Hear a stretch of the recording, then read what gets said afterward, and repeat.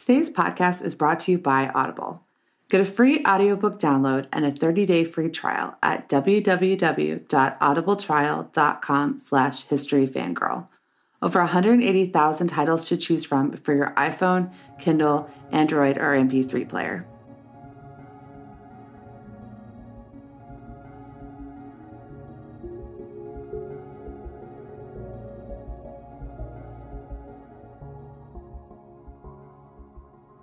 Hi, I'm Stephanie Craig. Welcome to the History Fangirl podcast. This is episode 30, Bangkok and the Kingdom of Siam. In January, I went on my first trip to Southeast Asia. While planning my trip, I decided to make my initial stop Bangkok. At the time that I was planning the trip, I thought this was kind of an arbitrary decision, but as soon as I landed and started exploring the city, I realized that my interest in Bangkok stretched back further than my interest in nearly any other single country. As a young girl, I was entranced with images from The King and I, one of my favorite movies that I used to watch with my grandmother. I learned about the brilliant and misunderstood king, the governess's gorgeous dresses, and saw how tradition and modernization collided. Even as a kid, I had been learning about the Kingdom of Siam and the delicate balancing act the monarchy played to stay independent from the colonial forces that gobbled up neighboring Cambodia, Vietnam, and Burma, while at the same time enjoying the beautiful song stylings of Rodgers and Hammerstein. My guest today is Charles Kimball, the host of the History of Southeast Asia podcast. We chat about how Bangkok became the capital of Siam, the role the Chakri Dynasty played keeping the country independent over the past 3 centuries, and how the real characters from The King and I, the kings Mongkut and Chulalongkorn, helped to modernize the country. My guest today is Charles Kimball, the historian behind the History of Southeast Asia podcast. Hi, Charles. Good evening. Good morning or good evening in your time zone. I'm not sure what it is. Yeah, so you are based out of Kentucky? Yes, Lexington, Kentucky. So it's just after 10 a.m. here. Yeah, it's early evening here. It's 5 p.m. Okay. That sounds about right. Yeah. So you live in Kentucky. How did you get interested to do a History of Southeast Asia podcast? Well, first of all, you can probably tell by the accent, I haven't lived here all my life. I actually spent most of my life in Orlando, Florida. I've always been interested, as far as I can remember, in Southeast Asia. I don't know if you can tell, but I'm older than most of the podcasters and podcast listeners out there. I'm old enough to remember the Vietnam War. And back in those days, it helped to have a working knowledge of that part of the world, Southeast Asia, so you could keep track of who was who. We're sort of like that nowadays with the Middle East. Yeah. and then more recently, 1985 to be exact, I married a pen pal from that part of the world, the Philippines to be exact. And we're still together 32 years later, so that wasn't a mistake. Now, I discovered your podcast when I was traveling around Southeast Asia, and I needed something that would be a good historical primer. And there just isn't a lot of material, in podcast form at least, on the history of the region. And you cover so much of the region. How did you decide how much to cover, how far back to cover? Because you bounce around between all of the cultures and countries in the region. Yeah, well, I basically believe in beginning as far back as is humanly possible. For example, there about 10 years ago, for my world history website, I wrote down what I knew about American history, and I did not start with Columbus or Jamestown or the American Revolution. I started with the Ice Age and devoted a large part of the narrative to the period when only the Native Americans were around. Oh, wow. And so likewise, there I wanted to go all the way to the beginning with Southeast Asia. And for those listening who aren't listeners of my podcast, I define Southeast Asia as the 11 countries between India, China, and Australia. Yeah, I think that's something that most people don't even know precisely what countries are in the region. Mm-hmm. Well, I can rattle them off for you. It's Myanmar, formerly called Burma, Thailand, Laos, Cambodia, Vietnam, Malaysia, Singapore, Brunei, the Philippines, Indonesia, and East Timor. It was about 2 years ago that I decided I wanted to become a history podcaster, but at the time I didn't want to choose a topic that was already taken. You have to admit that a lot of the good topics have been taken, and I didn't want to be compared with another podcaster while I was basically a beginner, and in a sense I still am, almost 2 years later, and so I was looking around for a subject that hadn't been touched yet, and I decided on Southeast Asia when I saw a discussion on Facebook about an archaeological discovery in Cambodia, and one of the participants in that group commented that they wished there was a podcast on that subject. So that basically turned the light on in my head. Excellent. So that's actually a great segue, because we're going to talk today specifically about the history of Bangkok and how it's wrapped up with the history of the Kingdom of Siam, because it's the capital, obviously. But it wasn't the first capital. Do you want to give us like a very brief overview of Siamese history up until we get to Bangkok? All right. First of all, the Thais were not a unified nation when they got started. They were a bunch of tribes living in the southern half of China, south of the Yangtze River, and they came under pressure from the Chinese, like the other groups that migrated out. Basically, they would have become Chinese if they had stayed, and so they would have been absorbed by the surrounding Chinese. Right. Yeah. And so they came down bit by bit. Now, there is one large group of them that's still in China today. It's an ethnic minority called the Zhuang. They're in Guangxi province, which is between Canton and or Guangzhou, as it's now called, and the Vietnamese border. In fact, they're the largest ethnic minority in China today. I think there's around 12 million of them, or maybe even 17 million, but they don't get attention in the news because they're not on the border, and they're like the Tibetans or the Uyghurs in the Northeast, and they're not trying to make any kind of trouble. That's amazing. There's a ethnic minority that has more people than the population of many countries. Oh, yeah. Like, just off the top of my head, I think there's like 7 million Bulgarians, 3 million Albanians. We're talking about an ethnic minority of 12 million people. Oh, yes. And I've also noticed that ethnologists refer to, they spell the name Thai two different ways. When discussing the migration, they spell it T-A-I when they're in China, and T-H-A-I when they're down in their present-day location. So when do they start moving into what is now modern Thailand? We don't really hear from them before the past millennium. Basically, you don't hear about them until around 1000 A.D. Before that time, there were other ethnic groups dominating the area.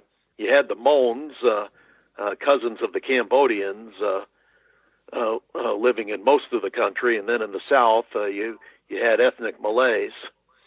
In fact, the Thais were a minority in their own country as late as 1350.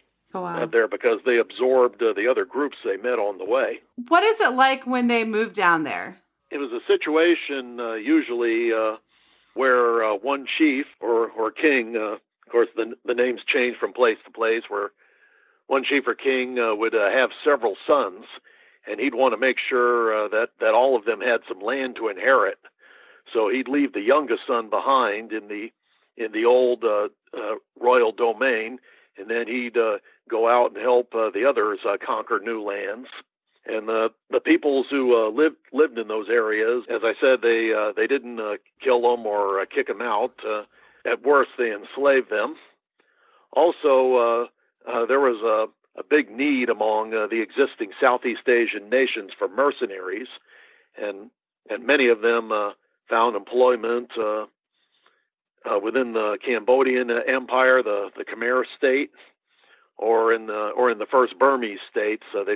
They found employment as mercenaries, and It was only after 1200 that they tried setting up kingdoms of their own in imitation of the others.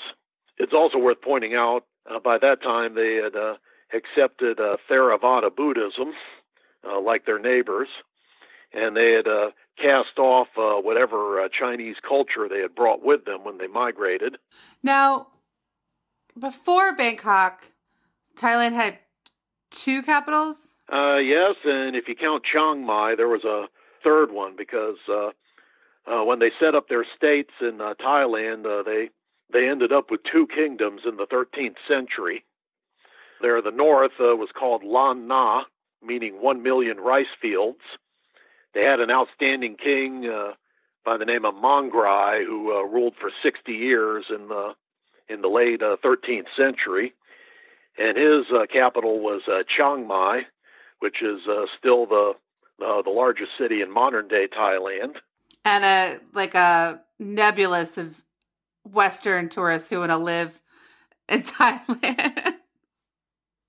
I think it's more popular with tourists than maybe anywhere else in Southeast Asia, besides maybe Bali. Right. Mm-hmm. You know, the main Thai state, the one we called Siam, emerged in the south at the same time, and its capital was quite a bit farther upstream on the Menam River than Bangkok is. It was called Sukhothai.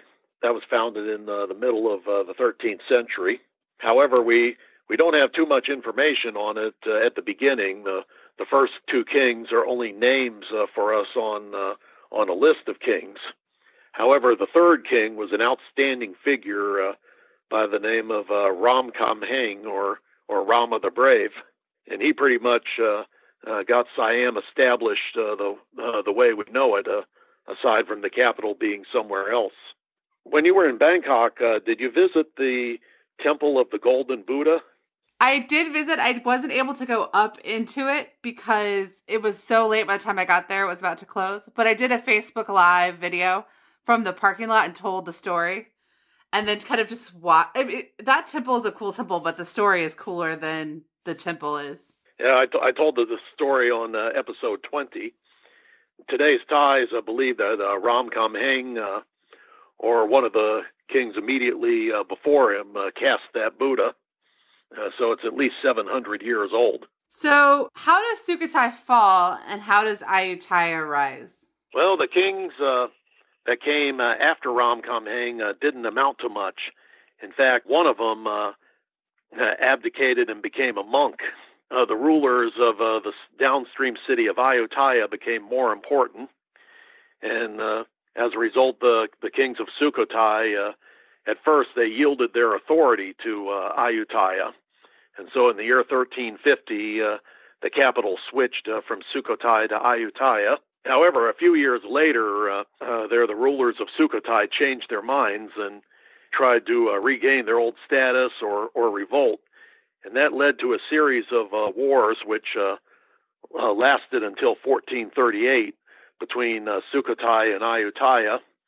And the northern kingdom I told you about, Chiang Mai, they often got involved on Ayutthaya's side, and that's why it lasted as long as it did. Finally, in 1438, Ayutthaya came out on top. Their kingdom was unified at that point. And then a few years later, around 1440, if I got my dates right, or maybe it's 1448, Ayutthaya got an outstanding king named Trilok, and he put forth an elaborate law code which did much to encourage stability from that point onward. However, the conflicts between Chiang Mai and Ayutthaya continued. This time they were just fighting over who would rule the whole river valley, not over who would rule over Sukhothai, and that situation got really complicated in the 1500s because around 1543 the last king of Chiang Mai died and didn't leave an heir, and then Laos got involved and tried to claim the kingdom. In those days, Laos was was settled by a tribe very closely related to the Thais. They're today's Lao, and they had a kingdom called Lan Xang, meaning 1 million elephants. Oh wow! and then a few years later, Burma got involved too, and so there was a three-way war between Burma, Siam, and Laos over Chiang Mai, which lasted for the rest of the 16th century and into the beginning of the 17th. Sometimes Burma would be on top, sometimes Laos, sometimes Siam. I've got it all covered in episodes 10, 15, and 16 of my podcast. Yeah, you go deep into these stories, which is great. I found myself listening to your podcast episodes like a few times because there was so much information, and it was such a foreign material to me. Mm-hmm. Yeah, along that line, in episode 16, I talked about Nara Swan, who today's Thais consider their greatest king. And a few years back, Thailand produced 6 action movies about him, and I'm hoping one of these days someone will dub them in English so I can watch them as well. Oh, wow, that would be awesome. So how do we go from Ayutthaya to Bangkok? How does Bangkok become the center of the kingdom? Okay, well, in the 1600s, the 17th century, there wasn't as much fighting as there was in the 15th and the 16th. Basically, everybody was calling a time out and recovering from all the death and destruction previously. And in fact, Burma was disunited a good part of the time, so they were out of the game for a while. And then the Laotians, there had an excellent king for most of the 1600s named Suligna Vongsa there, and he promoted peace wherever possible. But then finally, in the 1700s, Laos went to pieces. The old Lan Xang kingdom split into 3 states, and so after that, they were no longer a major power in the region. The Burmese, they reunited under their last royal dynasty, under a king named Alaung Phaya in the 1750s, and the war between Burma and Thailand started up again. By this time, they're really big rivals. They're sort of like England and France in Western Europe, or Athens and Sparta in Greece. And I mentioned in the podcast that over a span of 350 years, they fought 24 wars. Oh, wow. And the one in the 1760s, there was probably the most destructive, because in 1766, the Burmese surrounded Ayutthaya. They advanced on it from 3 sides. They besieged it for 14 months, and then they utterly destroyed it in 1767. And although the Thais were able to get a new king shortly after that, who was able to bring the Thais back together and drive the Burmese out, the city was so ruined that they didn't try to rebuild it again. And instead, there around 1782, they went upstream to Bangkok. They went upstream a few miles and founded Bangkok, and that became the permanent capital. Between Ayutthaya and Bangkok, they were briefly settled at another site called Thonburi, but they decided that was an unsafe location because it was on the west bank of the Menam River, whereas Bangkok was on the east bank, so you at least had a river between you and Burma. And that was, at this time, their main concern? Yes, defense. Yeah, well, then the first king after that was one of the generals from the last big war. His family was called the Chakri Dynasty, and he went down in history as Rama the First.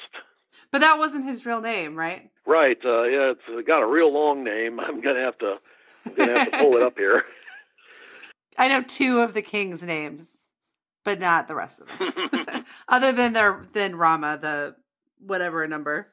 That was their trend that was introduced 100 years ago by the king at the time, Vajirayana Rama VI. There he figured out that Thai names were unpronounceable to folks in England. He got his education in London, and so he helped out by adding the name Rama to each of the kings before him. And so that's why the new king that was crowned a little over a year ago is called Rama the 10th by the outside world. Which is a pretty badass name. Oh, yes. Yeah. Considering what he did, considering what the original Rama did in Hindu mythology. Okay. I found the name of the first king. It was Phra Phutthai Lok Chulalok. I hope I'm pronouncing that right. And he ruled from 1782 to 1809. He was the first king to rule in Bangkok.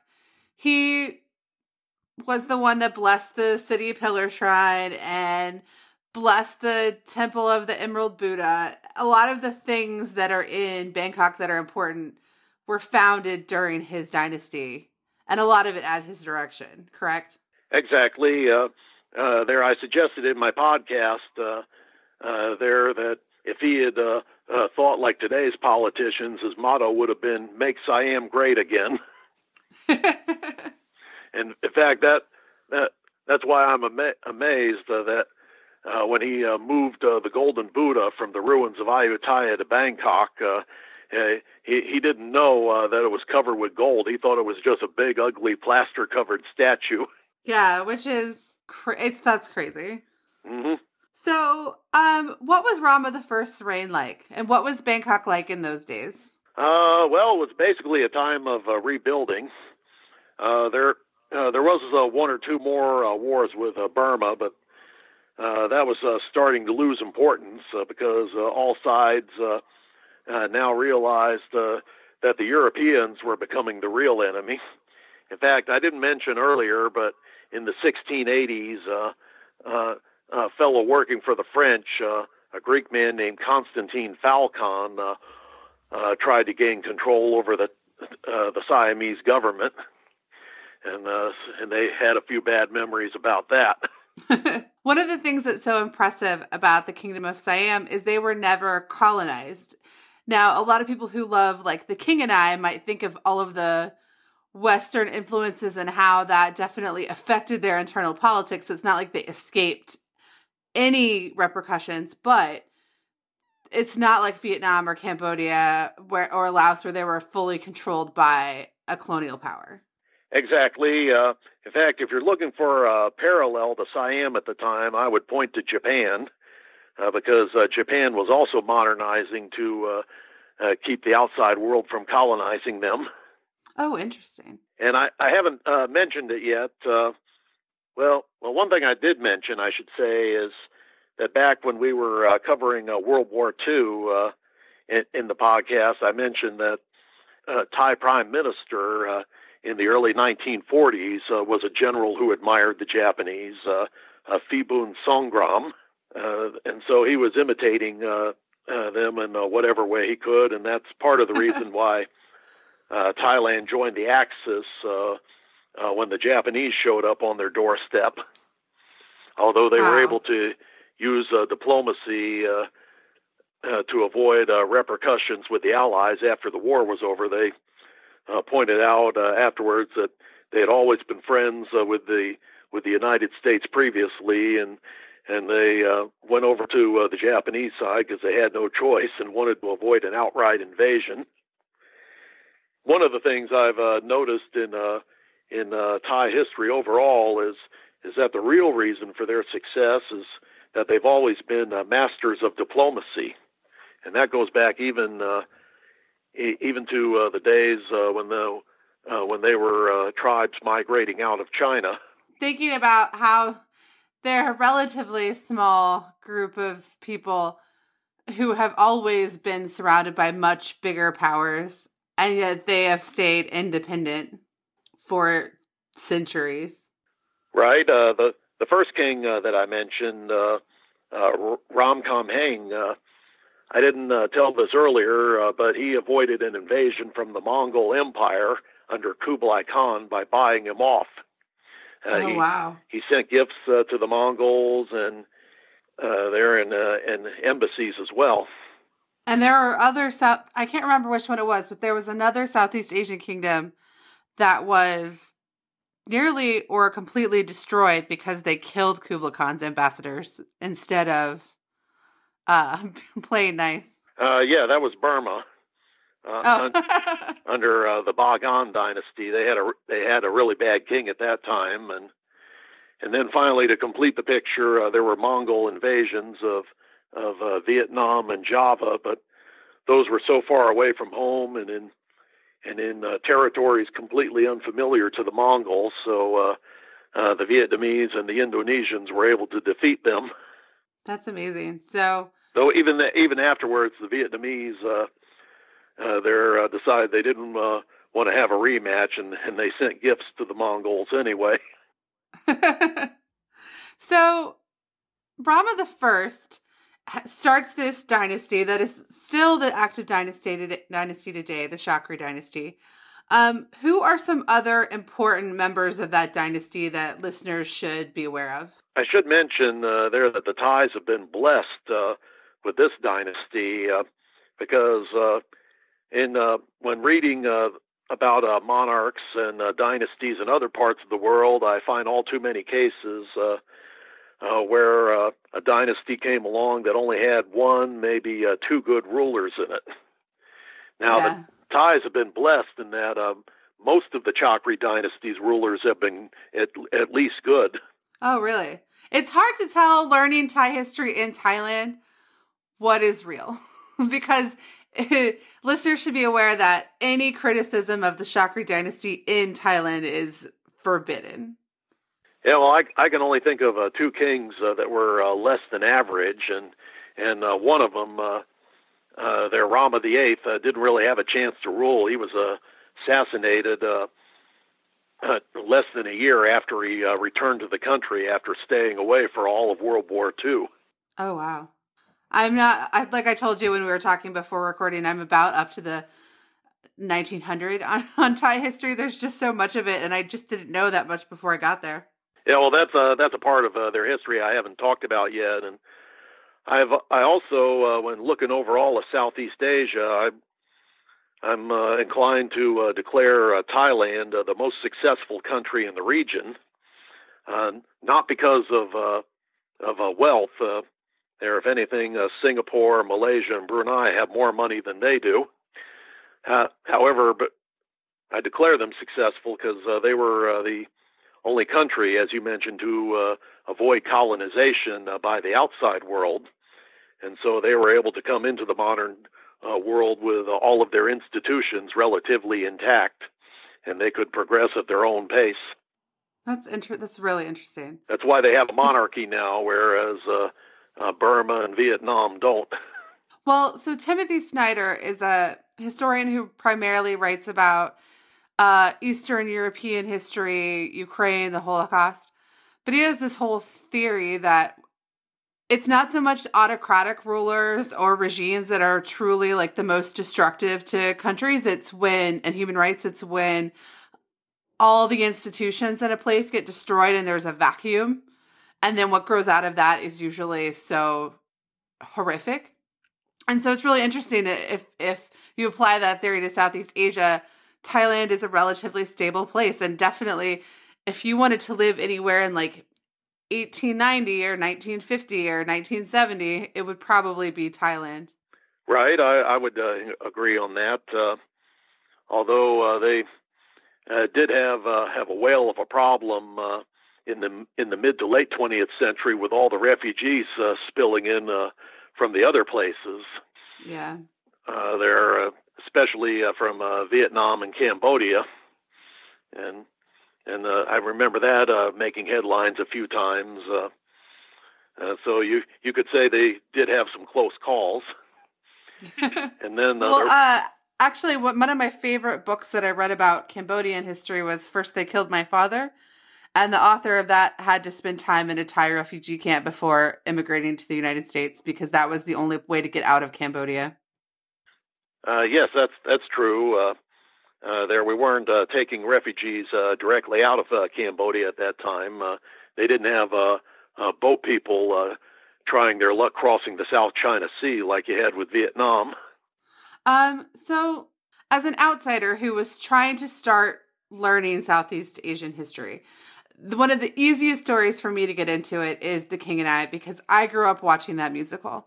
I was actually shocked to learn how offensive that movie and musical is to Thais, or at least to the Thai government, because to me it's I can recognize how it's insensitive and still respect the king that's in it and I want to learn more about him because of it. But he was an interesting figure, and he wasn't even supposed to be the king. He lived as a monk for decades, right? Right. Yeah, that was Mongkut Rama IV, and he first became eligible to become king when his father died in 1824. That was Rama II there, but he was not as popular as his older brother Rama III, who already had experience in government and the military, and so he was passed over and put in a monastery there. But then Rama III, I don't believe he had any legitimate children, and Mongkut kept active even though he was a monk. I mentioned in episode 27 that he tried starting his own order of monks when he figured out that the old ordination rituals being used were invalid.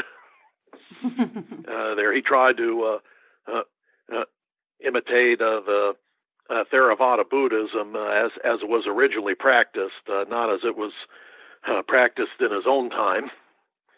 And so by the time Rama III died, the whole government basically decided that he was the best choice to be king, whether you liked him or not. Well, and he was partially chosen by his brother because they recognized that the same spirit that led him to want to revolutionize the monastery would help the country because they needed to modernize if they were going to stay away from the French and the British control. That's right. And before long, they'd be playing the French and the British against each other to keep their independence. And they did lose some outlying parts of the country during that time. Their Laos, for example, was under Thai rule for just over a century. But they were able to keep the core territory intact. As a result of that, they persuaded both outside powers that they'd be better off with an independent country in the middle than letting the other country take over. Yeah. What is the real story behind Anna Leonowens? Because obviously in the musical, every girl wants her dresses, but she was kind of an interesting figure in her own right. Yes, she was married to a British colonial official for many years, and it was only after his death, I believe it was in 1860, that she chose to become a school teacher.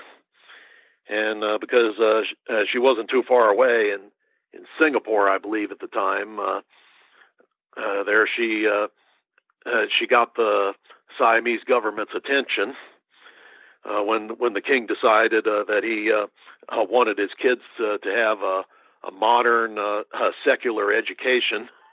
And that secular was really important because so many of the people that were available to teach children at the time were Christian missionaries, and he was such a devout Buddhist, he did not want to bring someone in who would have a problem with that. That's correct, and there probably would have been trouble from the monks as well if that had happened. I'm going to be pointing out in a future episode of the podcast where that led to trouble in Burma in the 1940s and 50s because the Burmese prime minister at the time wanted to declare Burma a Buddhist state, but there's a number of the folks in the country who didn't agree with that, all of them minorities, of course, the main one being the Karens, who had been converted by American Baptists a few years earlier. And so I guess it would be a similar story here. One of the other characters in the musical is the Crown Prince. And I did not realize what an important historical figure he was. You can kind of tell that that Mongkut is important and more important than the story is letting on. But Chulalongkorn actually is equally important in the history of Thai modernization. Mm-hmm. And for if you're interested in trivia, the current king, Vajiralongkorn Rama X, is his great-grandson. So, what does Bangkok look like in the 19th century as it's modernizing and changing? Well, at first, they tried to make it look like old Ayutthaya as much as possible. They followed the same designs when putting up the buildings. Sometimes they'd even go to Ayutthaya and bring back the bricks to use. That was mainly done under the first three Ramas, and that was also the reason why Rama I brought the golden Buddha there, though he didn't know it was gold.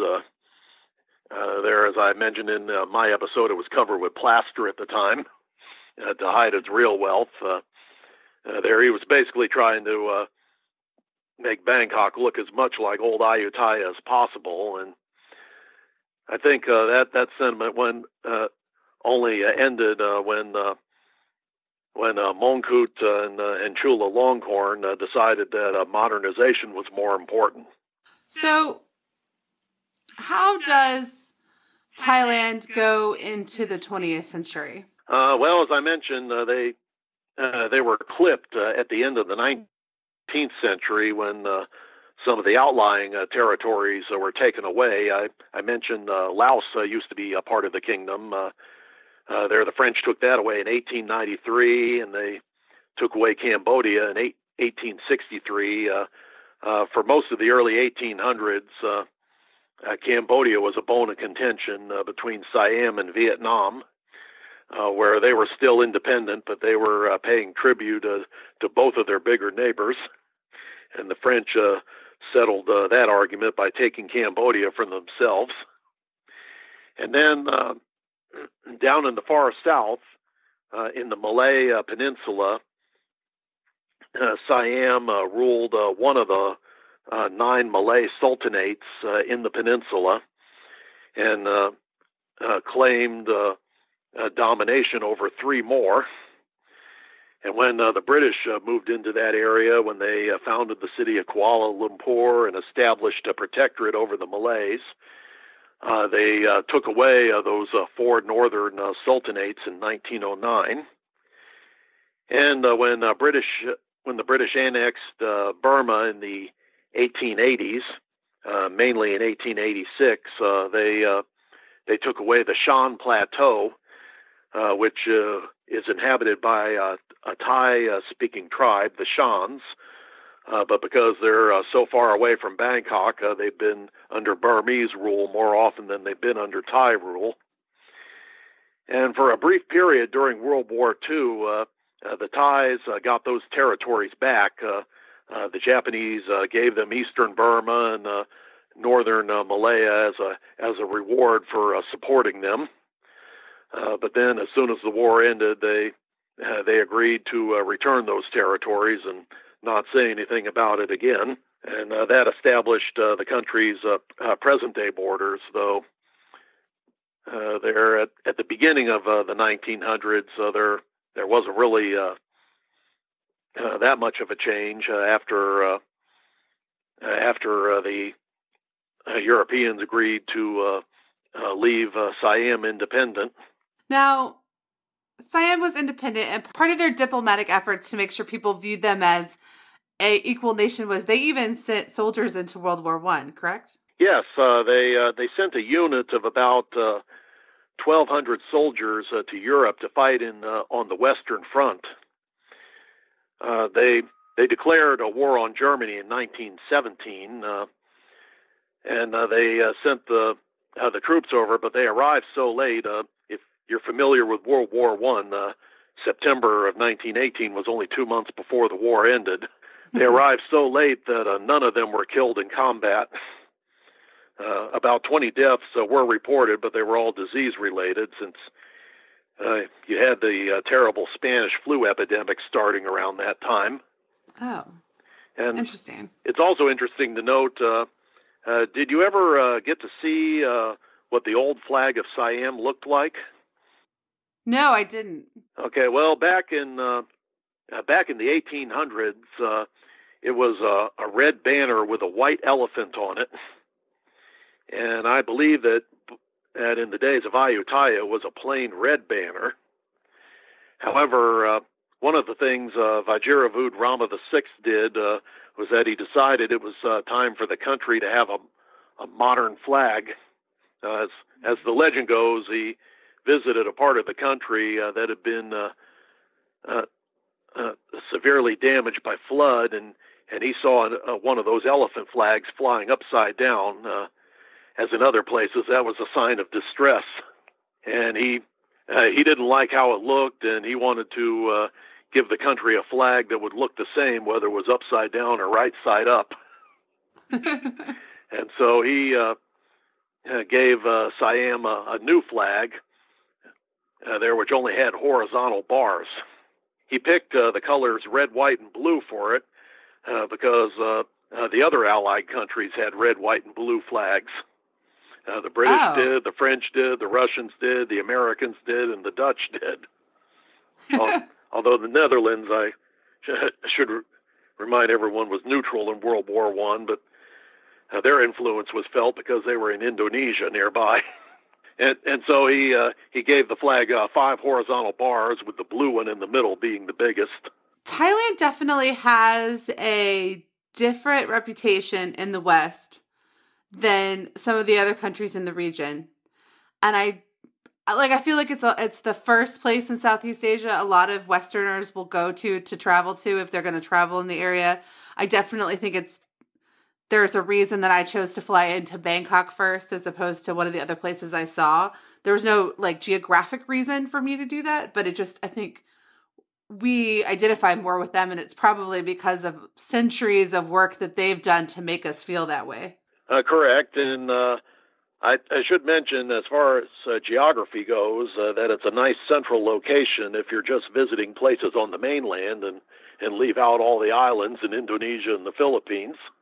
Yeah, that's what I did. So I started in Bangkok, went to Cambodia, Laos, Vietnam, then flew down to Singapore, up to Malaysia, and then flew back.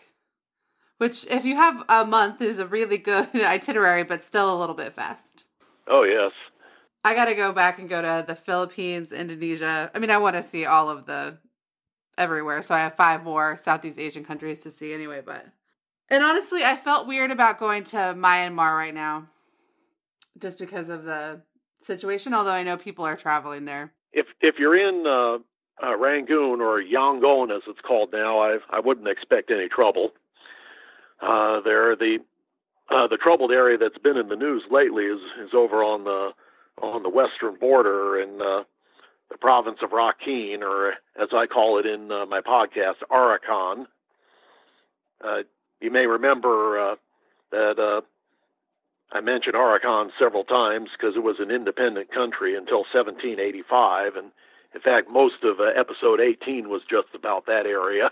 I think that your podcast did a really good job of helping me understand what's going on with the Rohingya, just in terms of its historic legacy, not necessarily what changed recently. Oh, thank you. And I haven't, if you do go over there, one of the places I would definitely recommend is Bagan, which was their capital from the 11th to the 13th century because of all the thousands of pagodas there. Oh, I love ancient capitals. So after visiting Sukhothai and Ayutthaya and then visiting Angkor, I really don't think somebody would need to twist my arm to get me to go to another ancient capital. They're so beautiful. Although I have to say, actually, Sukhothai is probably the least popular of the 3 that I went to, and it was my favorite. It's probably the least known. Yeah, and it's hard to get to, and it's in the middle of nowhere, but it is really beautiful. And unlike Angkor, it's not overwhelming. You can do it in a day and not feel like you're missing anything. Mm-hmm. And Ayutthaya is pretty, but it's, after seeing Sukhothai, I don't know, I just personally, Sukhothai is my favorite. I'm amazed you got through Angkor that quickly, because it's probably the largest religious structure anywhere, there where you had a temple that grew into a city. Oh, I didn't even see probably a third of it because, one, it's impossible to see everything. Two, I wanted to see, there are 2 other UNESCO World Heritage Sites in Cambodia that are also temples. And so one is Preah Vihear and one is Sambo Cook. I can't remember the full name of it. But it was like I could spend 3 days at Angkor Wat or I could see all 3 of them. And so I figured I'd see all 3 of them. And then if I really want to go back, I can do Angkor again. But I did do like sunrise at Angkor, like a full day. I saw a lot, just not every single thing. I'm going to have to visit there one of these days myself. Oh, yeah. It's, so I actually think Preah Vihear is a little bit more special because it's not, I mean, Angkor Wat is, especially Angkor Wat, but everywhere in Angkor, you're just surrounded by people. But the earlier in the day you go, the more you can get privacy, like when you get to some of the smaller temples. But like Sukhothai, I only saw a few people the whole day there. Maybe they need to advertise it more for the tourists. I think so, because it's actually like the most visited historic spot in Thailand. But I think it's a lot more Southeast Asians and a lot less Westerners. Because it's 5 hours from Chiang Mai, 5 hours from Bangkok. So you really have to want to go there. Whereas Ayutthaya, anyone in Bangkok will just make a day trip. Mm-hmm. And I understand Chiang Mai gets a good number of tourists, too. Oh, man. I probably have 12 friends who've lived in Chiang Mai for 90 days or more. So Thailand is such a popular place for people who are digital nomads to go because it's cheap to live there and the government will give you 90 days pretty easy. Whereas, like, a lot of countries you can only get 30 days. And Chiang Mai has great Wi-Fi, but I haven't visited yet. I just have friends that really like it. Whereas, like, Bangkok is a huge city. Like that's actually one of the reasons I picked Bangkok is I prefer big urban centers to smaller places. But Chiang Mai is a really big city, too. It's just Bangkok is, like, the city. Like, we grow up with images of Bangkok. Knowing the history of Bangkok and the history of the Kingdom of Siam, where do you think the country is going to go from here? Well, the main thing I'm hoping is that they're going to learn once and for all how to run a democracy successfully. You said you're not up to date on the 20th century, but they've had a problem with must be dozens of coups and attempted coups since 1932.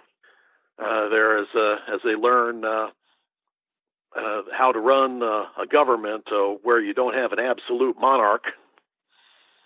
Whenever there's been political instability, usually the military has stepped in and ruled for a while. It's a little bit like 20th century history in Latin America in that sense. Oh, interesting. And while some other Asian countries have figured it out by now, South Korea had the same problem back in the 60s and 70s. For Thailand to continue to be successful, I would hope they learn how to do it too. Now, the late King Rama the Ninth, he usually stepped in to keep things from getting out of hand whenever the instability got really bad.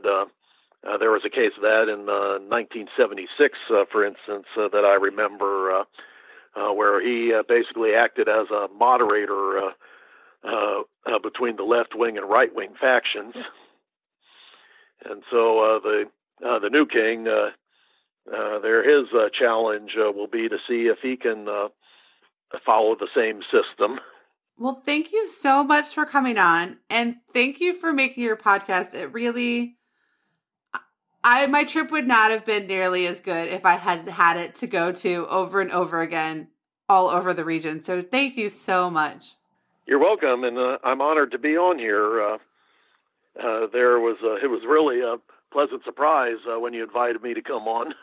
Oh, thank you. Now, you were like the first person I wanted to come on and talk about Southeast Asia. I have a couple others scheduled, but like you're the guy that does the podcast. So you're the person I want to talk to the most. So thank you so much.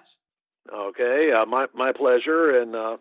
And you got me as a listener now. So I'm wishing you much more success in the upcoming months and years of your podcast and blog. Oh, thank you. I want to say thank you again to Charles for coming on the show. If you've had the same realization that I have had recently, that you know way too little about Southeast Asian history, his podcast is an excellent place to start. I think he's up to like 40 episodes. Each one of them is really good and detailed. I've listened to so many of them multiple times, and he just does a great job, and you should definitely check it out. Housekeeping. I landed in Spain on Wednesday, and when this episode comes out, I will be in Valencia. If you want to see live videos from the road and photos from my trip, you can follow me on Facebook for the videos and Instagram for photos and stories. I am History Fangirl on both.